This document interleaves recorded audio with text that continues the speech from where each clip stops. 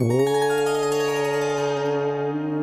குமரகுருதாச குருப்யோ நமக.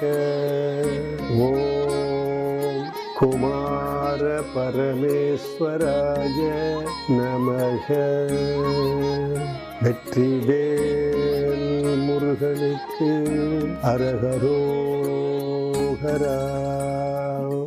வழிபாட்டின் மாட்சி.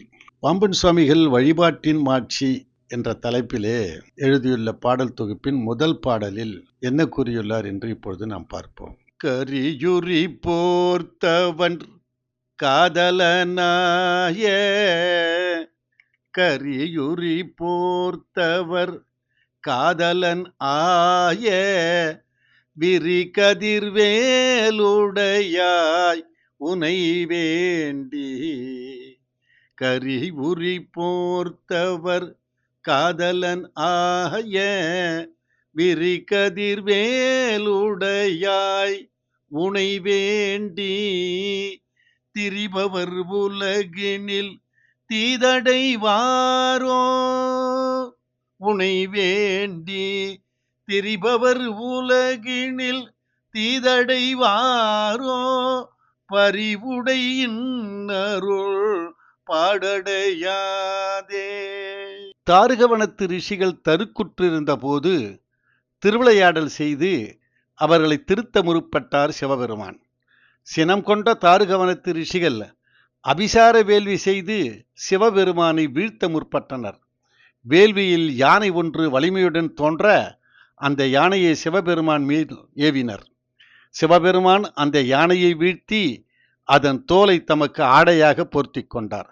அப்படி கரியின் உரிவை, யானையின் தோலை போர்த்த சிவபெருமானின் அன்புக்கு உரியவரானவர் முருகப்பெருமான். அவரது திருக்கரத்தில் எங்கும் விரிந்து பறந்து வீசும் ஒளியையுடைய வேலை வைத்திருப்பவர். அந்த வேலனை தொழுது வேண்டி வழிபட்டு திரிபவர் இந்த உலகில் தீமை அடைவார்களோ? அடைய மாட்டார்.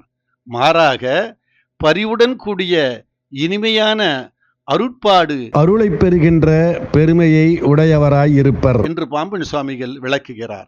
ஆம், எங்கும் விரிந்த வெளிச்சத்தை தரக்கூடிய வேல், அந்த வேலை கரத்தில் தாங்கிய முருகனின் கால்களில் வீழ்ந்து தொழுதால் நாம் அருளை பெறுவோம்.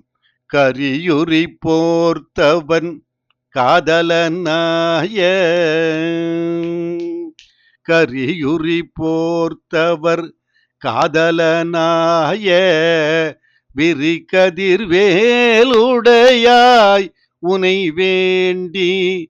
திரிபவர் உலகினில் தீதடைவாரோ விரி கதிர்வேலுடையாய் உனை வேண்டி. திரிபவர் உலகினில் தீதடைவாரோ பரிவுடை இன்னருள் பாடடையாதே. எனவே அன்பர்களே, முருகப்பெருமானை நாடி தேடி பாடி தொழுதிடுங்கள். தீமை அடைய மாட்டீர்கள். மாறாக முருகப்பெருமானின் திருவருள் முழுமையாக பெற்றிருக்கின்ற ஒரு பாக்கியத்தை பெறுவீர்கள். வாழ்க.